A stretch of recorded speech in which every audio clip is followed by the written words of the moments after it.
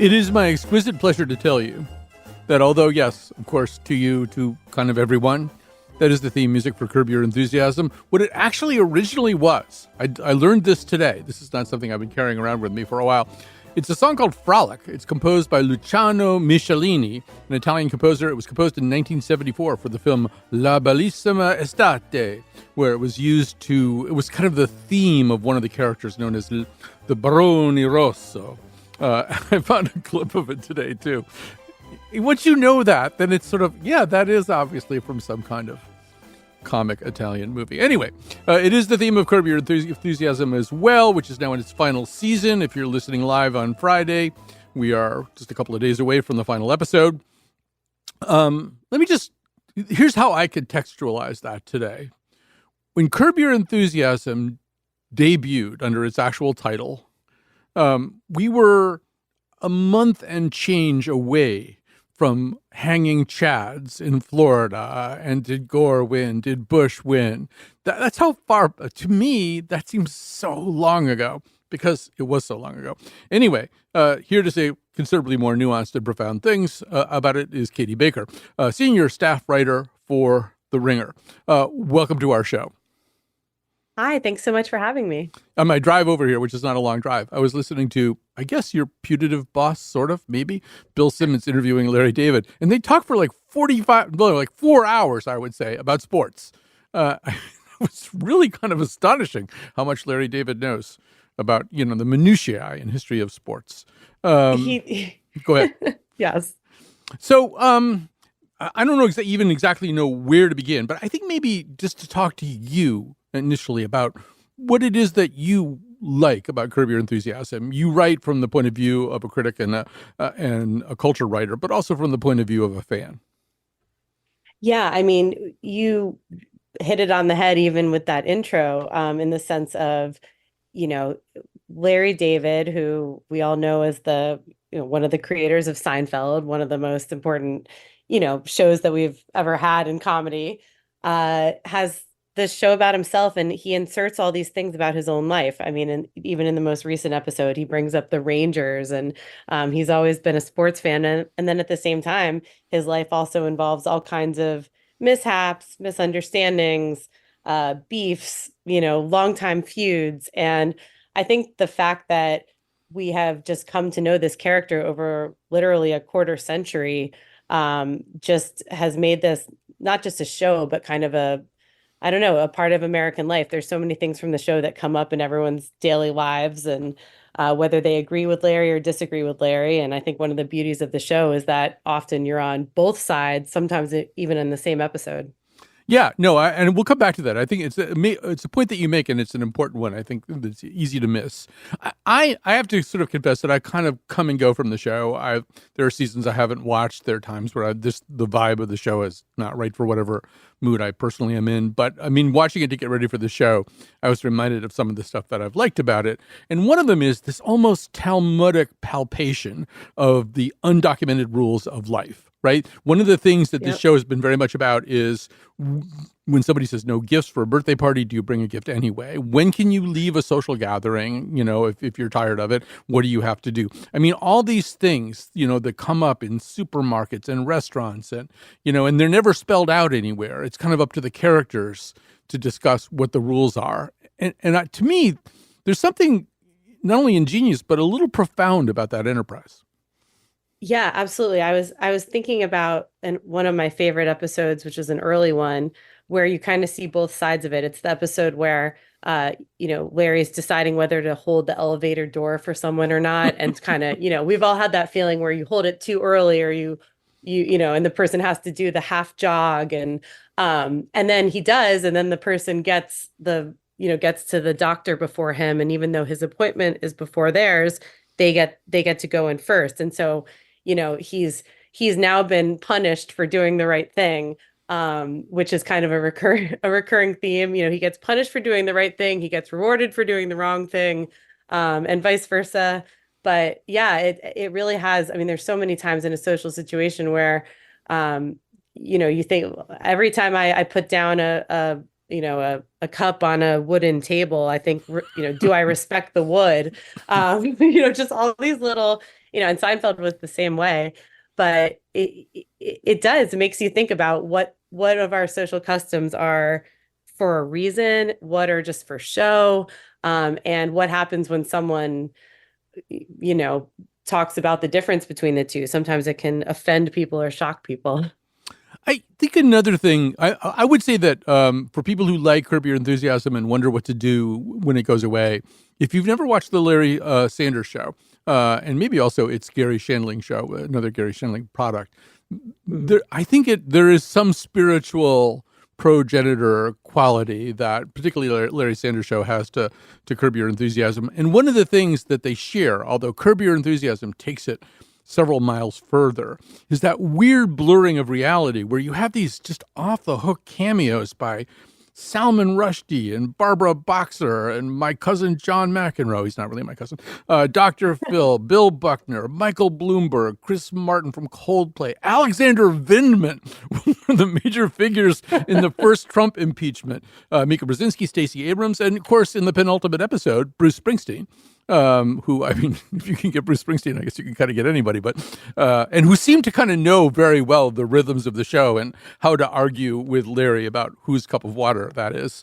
But that's kind of an amazing thing, right? There's just, you feel like you're actually in a kind of another cell of the multiverse. You know who all these people are, but they're just not in the right place. Yeah, I mean, I totally agree. And he, that came about from the very beginning of the show, when you have just the concept of this creator who's the creator of Seinfeld in real life, and you have the actors, in the very beginning of the show was kind of this mockumentary, and you had the creators of the actors from Seinfeld in it as themselves. And like you said, there had been a few other of these sort of meta shows where there's a show within a show, or there's a person from real life, who's themselves in the show. But this just took it to a whole new level in a way that's funny, because you have all these real life people in the Curb universe, Ted Danson, all these, but then you also have people like Vince Vaughn, but not playing Vince Vaughn. And so it really makes it this meld of what's real, what's not. Obviously, Larry David has now, sentenced himself to a lifetime of everyone assuming he's just like Larry David on the show. And while he says he's not, he also kind of is, as as we've just seen with his classic, appearances and his sense of humor in real life. But it is one of the things that's really fun about it. You're watching this view of Los Angeles, and you're seeing what it's like to be a famous person in Los Angeles who Bruce Springsteen wants to come meet. But then you're also getting all this slapstick stuff, and you've got, I love his housemate Leon, who's the brilliant comedian JB Smoove, and so he's not playing himself, even though he's a comedian. And it just really makes it into this world that's very much his own and very memorable. The other thing, initially, Katie, as I was thinking about this show and reading your piece, and which I should probably have said the title of right at the beginning, so I'll do that now, Wincing Time, the Cringe Comedy Legacy of Larry David and Curb Your Enthusiasm. And I was thinking initially, over the course of 25 years or almost that much, the world changes. And I wonder if they would try to get away with some of the stuff that they did early on. We've been through Me Too. We've been through cancel culture. And then watching this season, it's like nothing has happened. I mean, even stuff like, Asian people who speak, in just 2-word sentences, and then he talks back to them the way that they talk, stuff that you really cannot do anymore. You never should have been able to do in the first place. Or the conversation that he has with these 2 gay men about what they're going to name their son. And he wants to know, he wants to know whose semen, they're having a son through a surrogate. He wants to know whose semen it is in the surrogate, because that's whose last name it could possibly be. And it's like none of the things that society has worried about for the last 24 years have even put a dent in what this guy wants to do. Yeah, I mean, it's true. You look back at old episodes and you think, oh, he could never do this now, and then he does it now. I think he's sort of shown himself to be someone who is really looking to, you know, kind of find the boundaries of our society and our formality, and push them. But he, at the same time, he has also, um, I don't know, he's earned the respect and kind of the ability to make those jokes that might seem like very base level if the wrong person was doing it, but he's employing it in kind of a higher way in which he's often making fun of himself almost more so than, than someone else. But it's what makes it kind of thrilling to watch sometimes because you just really don't know what they're going to say, and it really doesn't seem like the show has, like you said, changed that much from the early seasons in terms of its subject matter. Or, it's even in the most recent episode, he deals with a transgender person in a way that I thought was kind of well handled. Like it just showed, we have certain comedians, I won't name names, that seem to have problems with, what they think is the too politically correct these days. And I don't know, I feel like he shows that you can make jokes about these things in ways that are funny without being cruel or without being a bridge too far. And so, yeah, it's you really, who knows what's even going to come out in the finale with, given how this season has been. It makes it a fun watch. Yeah, I think, one thing I thought about, Katie, was, Norman Lear invented Archie Bunker as a way of lampooning the worst kind of blue collar bigot. And there were a lot of people who decided that Archie Bunker was lovable and was kind of a walking permission structure, and much to Lear's dismay.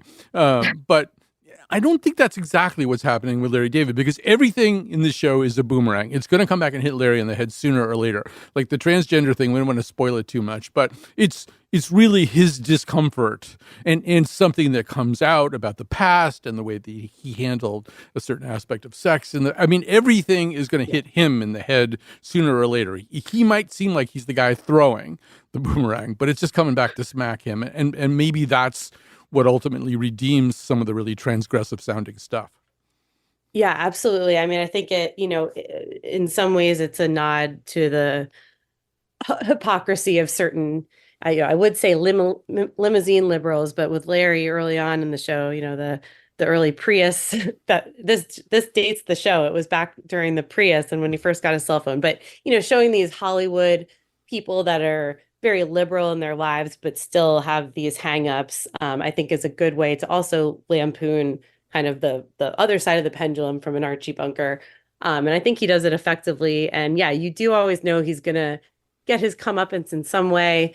And like you said, sometimes he's the one that's the irritant in the situation, and sometimes he's the one who's being irritated. And I think that balance is what makes the show really fun, because watching it, sometimes you identify with, with Larry, and sometimes you identify with the person that Larry is annoying. And so you're kind of always not on edge, but you're kind of always just not sure which way things are going to go. And one thing that's been fun about this whole season as a final season is I feel like they've kept what's so great about the show, which is those little micro things. Like in the most recent episode, the zipper karma, just this little thing where like now anytime I struggle with a zipper from now on, I'm going to be thinking of Larry.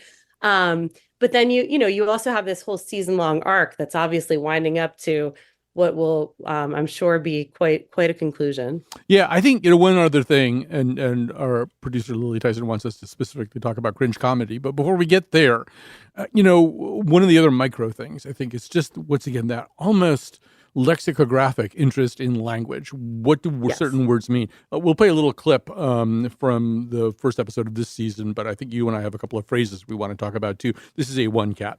Larry, can I help you? I just found out you're not paying me. Is that true? Yeah, that is true.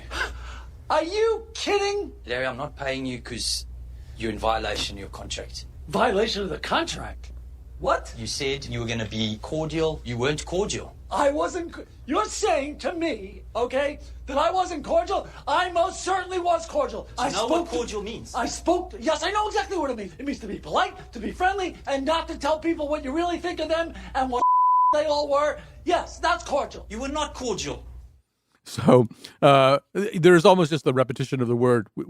I was doing that yesterday with the word harbinger in a way that I think, ultimately really irritated everybody. But it's like one of the ones I know you've kind of homed in on was the phrase "no matter what."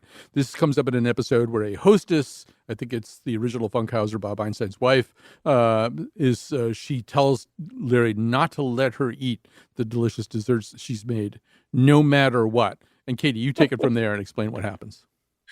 Oh, so then, later on, she's ready to, the classic, the diet starts tomorrow type indulgence that we've all had. And he is very steadfast to his oath to tell her not to eat it no matter what, to the point where he offends her.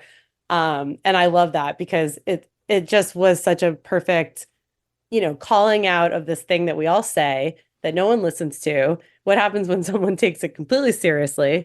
It ends up, coming back to bite him, and it ends up offending someone. And yeah, you mentioned the word cordial. There's an episode where they talk about foisting a person on someone else, and I think of it anytime I hear the word foisting from now on.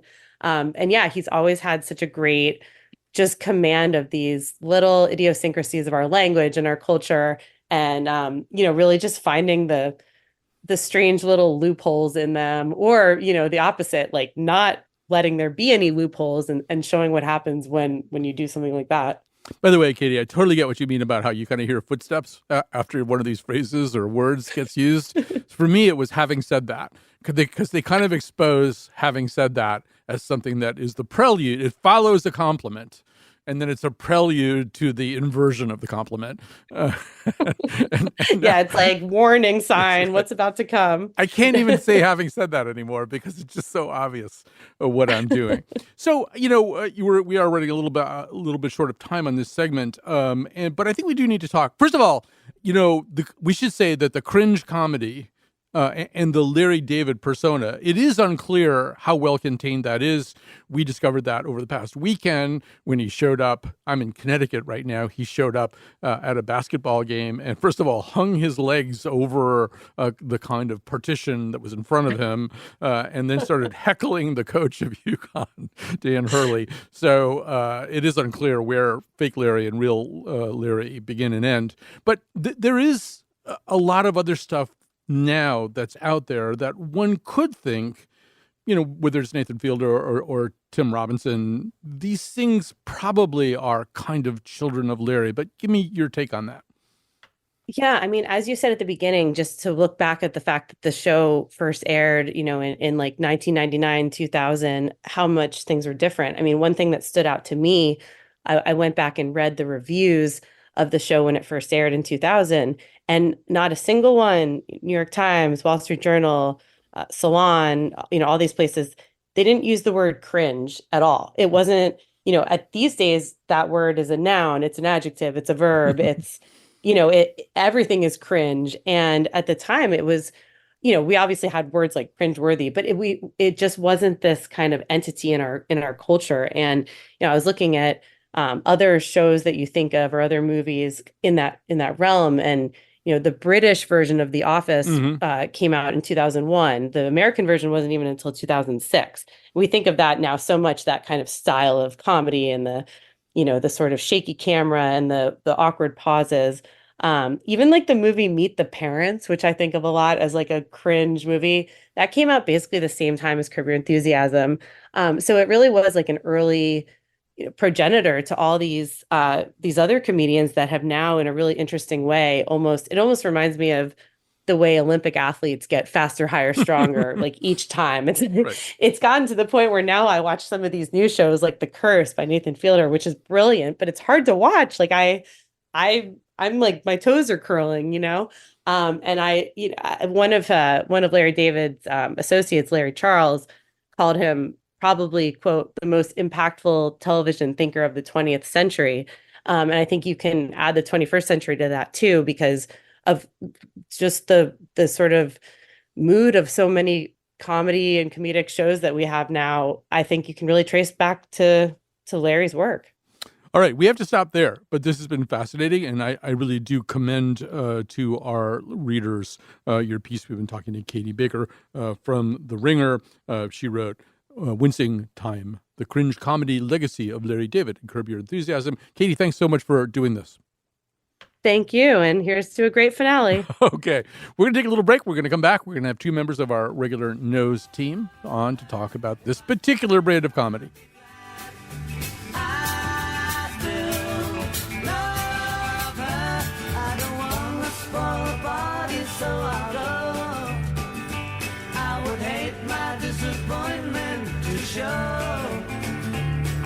There's nothing for me here, so I will disappear.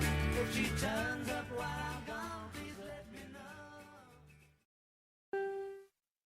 Can't you tell that I am dying inside? Can't you hear my muffled cry? Do you have to be told 1,000 times? You're the guy who doesn't get it. That's our good friend Jill Silviel. Joining us now are two other good friends, Shawn Murray, stand-up comedian, writer, and the host of the Nobody Asked Shawn podcast. That's Nobody Asked Shawn, SHAWN. I don't know why I feel compelled to point that out every time. Carolyn Paine is an actress, comedian, and dancer, and founder, director, and choreographer of Connetic Dance, and many other things. But both of you are well-practiced comedians. And so, Carolyn, I saw a documentary one time where McNicol said that the only reasons to tell a joke, and they both need to be there, or to do any kind of comedy, he said, A, because it's funny, and B, because it's you. And I know that you, beholding Curb Your Enthusiasm and beholding Larry David in all of his splendor, sometimes think, there's a little bit of me up there on that screen. But what do you mean by that? Well, I mean, it does seem weird that I could find like a rich, older white male who has all this like privilege and everything so relatable. And I don't know if it's like you kind of have a level like where you're sort of you like hate him, but I think we all relate to him because he perfectly captures the rage that we find in everyday life and those like details and everything, all that BS he calls out in such a perfect way.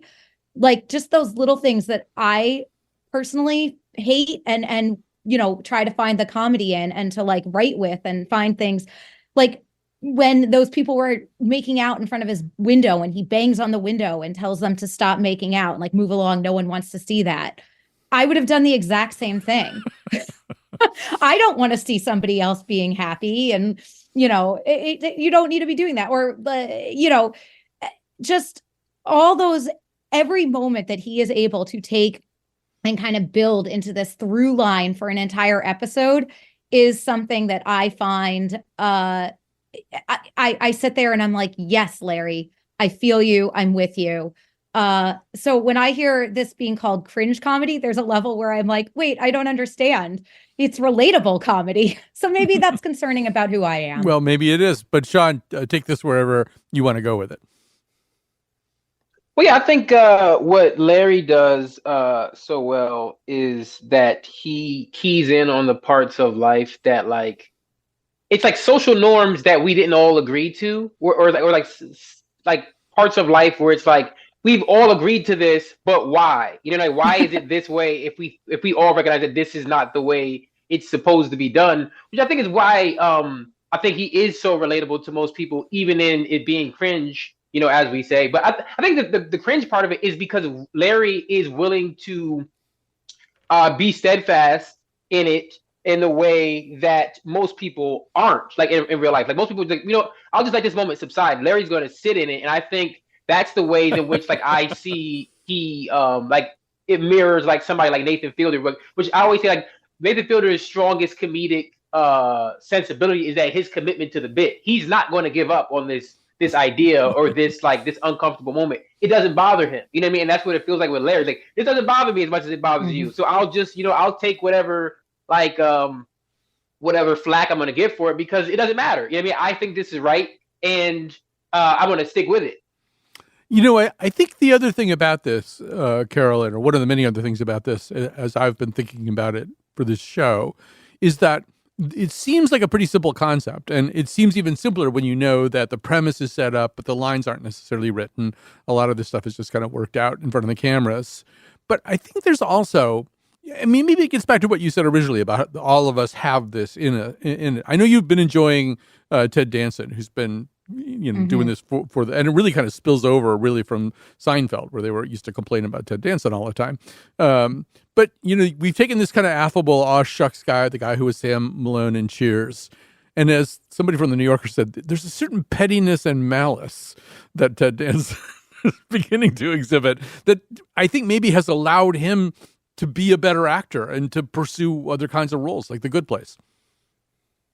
Yeah, Ted Danson, since his start on Curb Your Enthusiasm, was is definitely my favorite secondary character, second to Susie Eisman, actually. Susie, I hope we get to talk about her, because I think she really helped define a tone for Curb, and is a great foil to Larry. But yeah, I love how Ted Danson gets to just be this huge jerk on this show. And it's this version of himself that I hope doesn't exist. Maybe it does.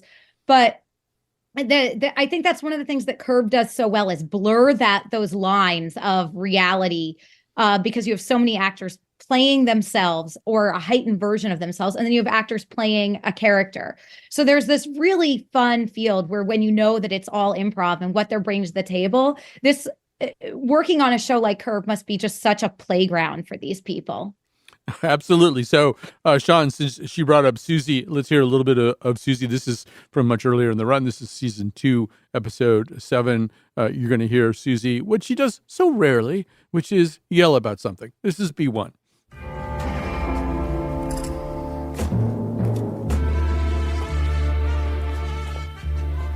Where's the head?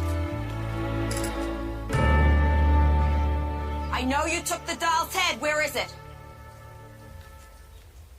Where's the head? I don't know. The kid is home, hysterical, because her doll, Judy, has been decapitated. Because you two sickos took the head for God knows what reason. Some voodoo you're doing. Where is it? So go ahead, Shawn. Just riff on this. Well, I think I love just like in that clip, like how much she squeezes out of the word decapitated is just beautiful. I think Susie's like I was thinking about, like, Larry and Susie's dynamic is my favorite on the show, because it hasn't changed at all. Like, Susie hates Larry as much as she did in the beginning, but it kind of has, in the sense that, like, I feel like over the seasons, like, there are moments you see more later in the show where, like, they get to a point where, like, she almost likes him. She almost, she's like, you know what, Larry, you're not so bad. And then he goes back to being Larry, or something from earlier in the episode is finally revealed, like he told a lie, or he screwed up the situation. And she's like, you know what? No, I do. Like, F you, Larry. Like, we're still here. We'll never get past this point. I feel like she only tolerates Larry. Like, I was like, if Larry was just Jeff's friend, they probably wouldn't ever. She wouldn't tolerate him at all. But the fact that Jeff is Larry's manager, she's like, at least he's paying our bills, so I'll put up with him on that level. But, like, he's intolerable otherwise.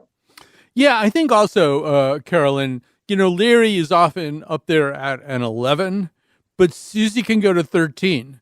I mean, you want to have somebody who can get up there at an even crazier, louder, more profane, aggressive level. That you don't want Larry to be just first in his class about anything.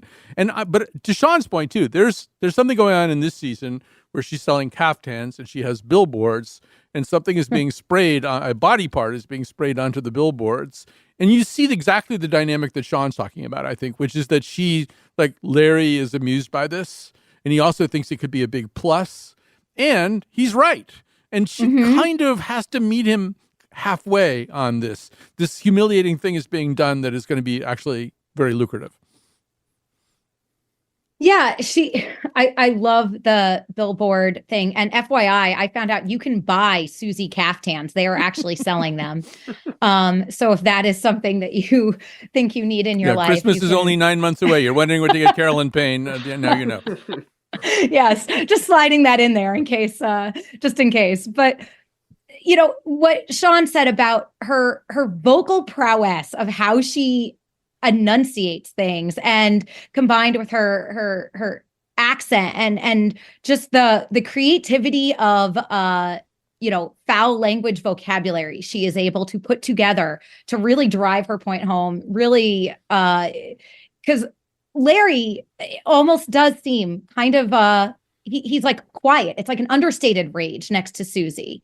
And but I think there's this tone where they kind of get each other because they're both just angry people. And after all, I mean, he saved Susie's life. If he hadn't bought all those sponge cakes when she got pushed out the window, she'd be dead. I love how you refer to that like it's sort of something that happened in the Bible or something. We would all know about that particular thing. Yeah, I mean, and Shawn, we talked on the show about various other kinds of comedy and other kind of comedy that has come along.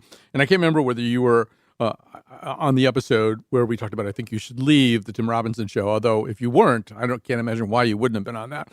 But that strikes me as somebody saying, I wonder if I could make it even weirder and more uncomfortable, but in a scripted way. I don't know. Maybe, tell me how you see the relationship between those two brands of comedy.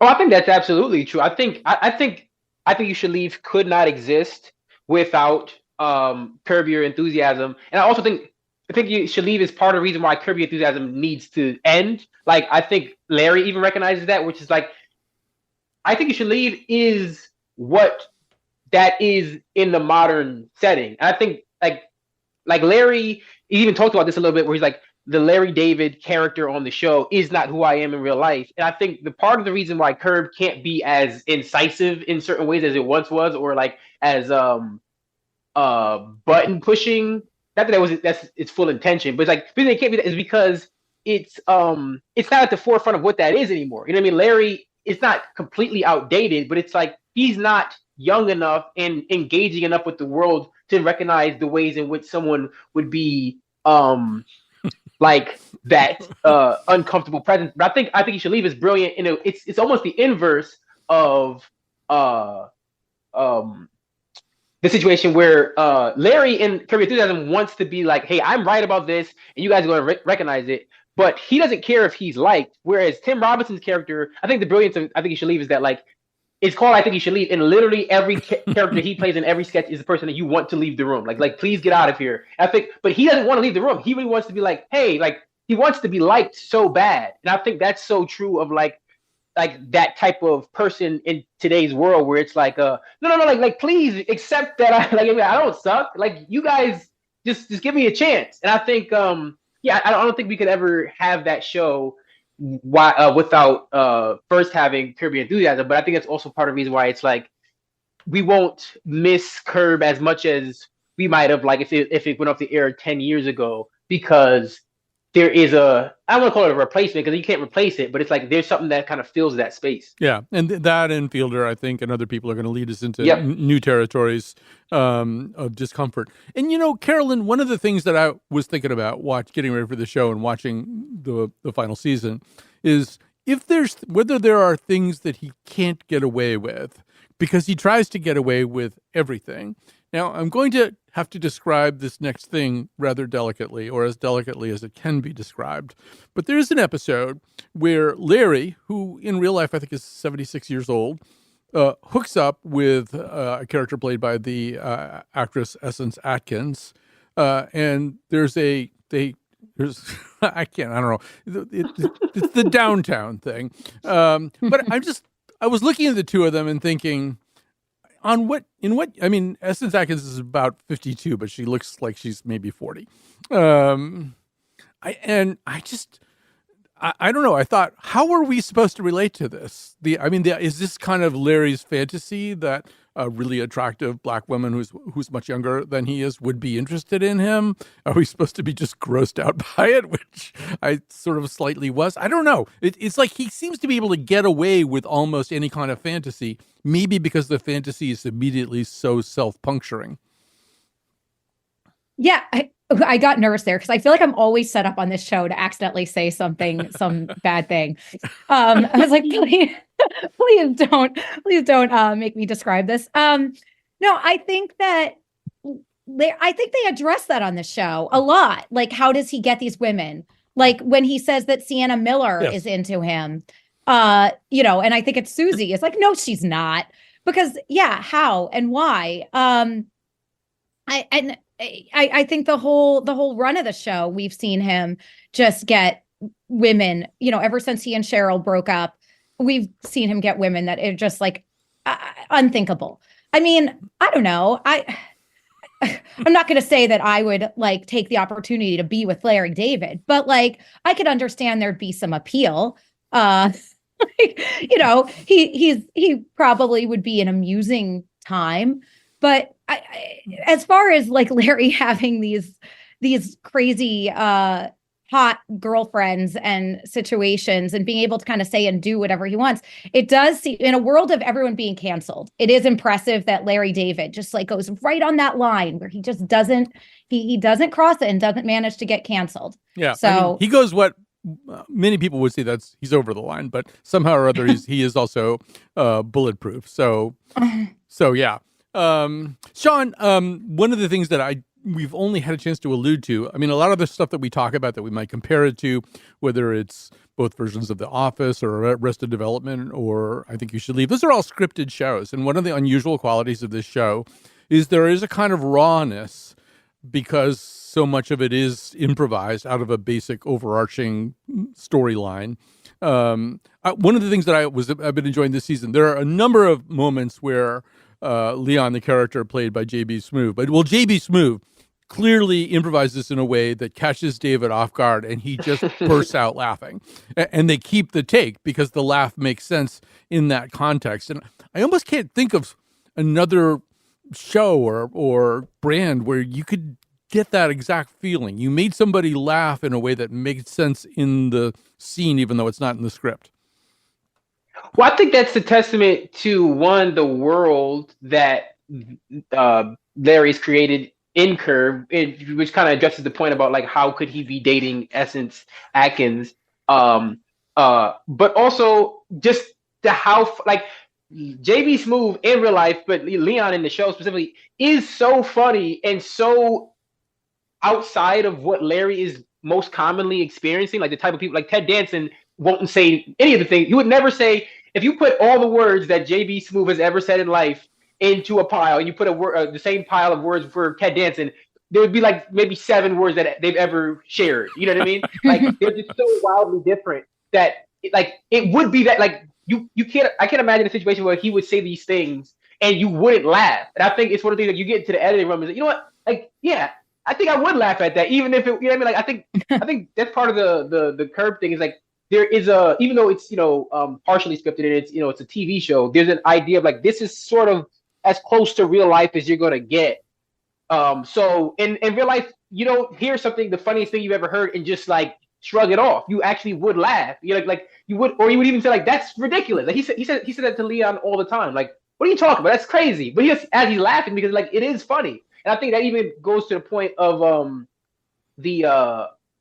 just like building that world is what allows you to have him like dating someone like Essence Atkins or like Elizabeth Banks or whoever it may be, and you not really question it. But I think there's also some truth to it in the sense that like going back to like this is what I said about this is kind of skews closer to real life than a lot of other shows where it's like a guy like Larry David would be able to attract a certain amount of women because he is like I think people always have this idea like you have to be super attractive to like how would a super attractive woman be attractive? Carolyn this just is wants what I'm to, saying. Yeah, Carolyn just wants to go out to lunch with him so that they can both yell at the waiter about why they should say serve eggs after 11 o'clock. All right, we have to stop there, but it has been fun to break. We have to take a little break here, but it's been fun to talk to Shawn Murray and to Carolyn Paine. We will come back after this.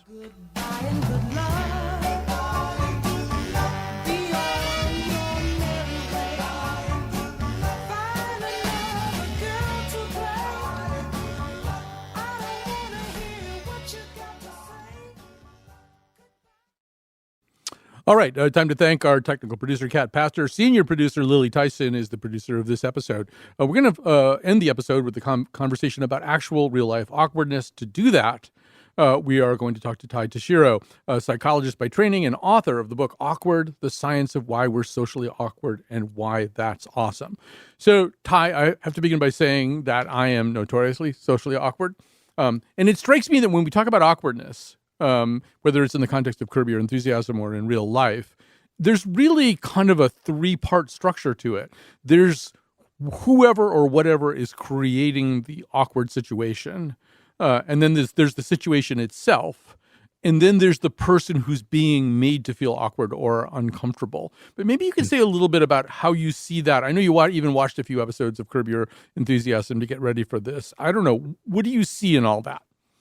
Yeah, I did watch episodes. I have to admit, it's so awkward sometimes. I get so uncomfortable. I can't continue watching. But I did enjoy catching up on a few. And you're totally right about the architecture of awkwardness. So awkward situations occur when there's deviation from a relatively minor social expectation. And so you have the person violating the social expectation. There's the social expectation itself in the situation. And then there's the other person, right, who has to witness it or is on the receiving end of it. So, those are kind of the three components. There were social science experiments way back decades ago where they would do stuff like put a bunch of participants in an elevator car, and they would all be facing the back wall of the elevator, and to see what would happen when an unsuspecting person got on. And quite frequently, they would face in the same direction as everybody else. And to me, that's a lot of this too. That there's a moment where you either have to acknowledge the strangeness and awkwardness of a situation or go along with it. That so much of the tension is kind of about that. Do I violate what's going on here? But yeah, give me your take. Yeah, no, our brains, for all their power, so much of that goes to regulating our social interactions. And even when we're not doing anything, our brains tend to default to thinking about social interactions or how we're going to handle them or social problems that we might have. We're just incredibly social creatures. And so, yeah, like in those elevator studies, even though it feels weird, we will do what everyone else is doing just to fit in, especially for people who are socially adept. So most people have no problem navigating everyday social life, and they'll suffer these kind of minor insults or discomforts, right, that happen every day, actually, just for the sake of making the interaction go smoothly. Someone like Larry David is stubborn in that way and less likely just to go along with things. And so much of the trouble he gets into is just because he gets fixated on something that's a relatively minor thing. The French have an expression, l'esprit d'escalier, the wit of the staircase. It refers to what you realize you should have said later when you're on the stairs leaving or whatever. I guess that's what the meaning of the phrase is. But I think for the socially awkward person, for someone like me, maybe someone like you, there's a lot of that too. It's, the person who's socially fluid or just very, very confident doesn't do this as much. But I think socially awkward people, after an exchange that maybe didn't go well, there's an awful lot of time worrying and perseverating. And what should I have said? How could this? Did I say something wrong? Did that go as wrong as it felt? What was wrong with it? Exactly. So there's been actually a lot of studies done on how socially fluent people process social situations versus awkward people. And, socially fluent people, so they come into a social situation and they have like a broad top level goal.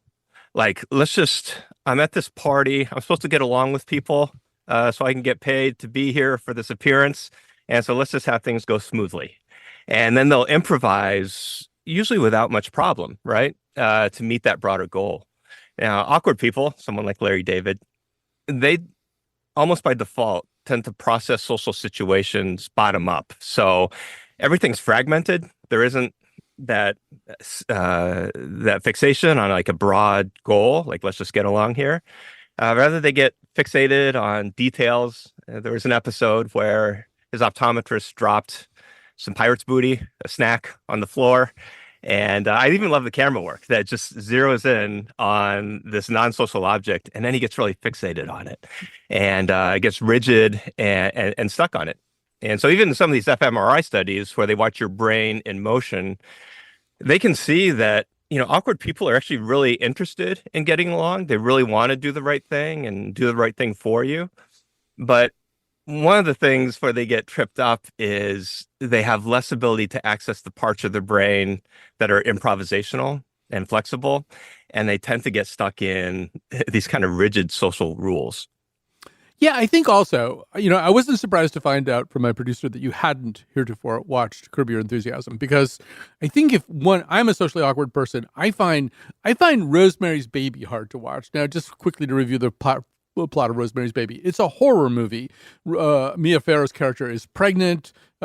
She's living in this apartment building. There's sort of nice people living in the apartment building. And you gradually realize that all these nice people, including her husband, spoiler here, are Satanists. And so there's something really wrong with the baby, too. To me, the most horrible part of that is she's going to have to acknowledge that at some point. She's going to have to break the shell of conviviality that's been going on in this apartment building and say that Ruth Gordon and all these other apparently nice people are truly evil. And as an awkward person, I almost can't stand to watch that part more than what's really supposed to be the horrific payoff of the movie.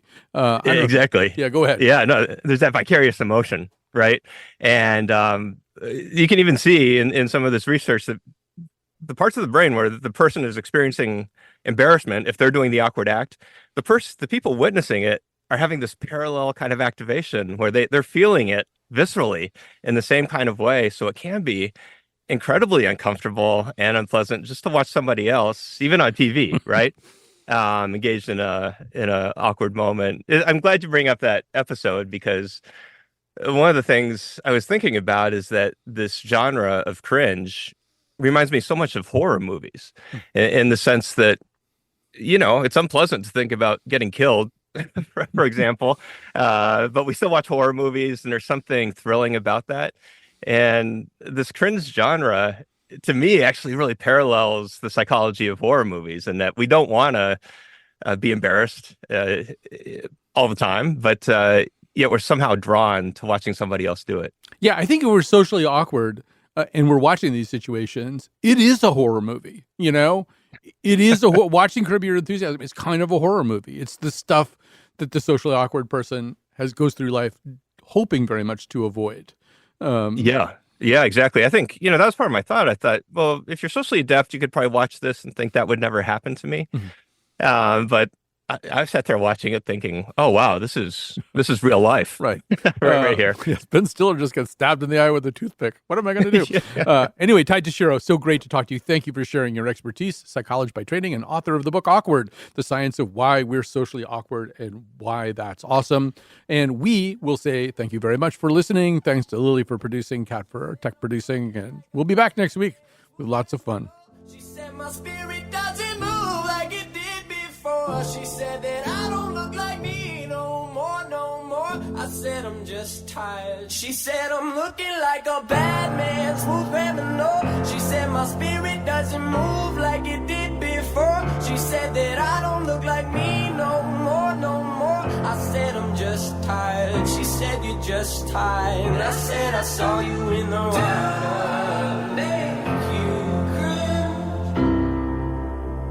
And I said I saw you in the water, make you cringe. And I said I saw you in the water, make you cringe. And I said I saw you in the water, make you cringe. And I said I saw you in the water.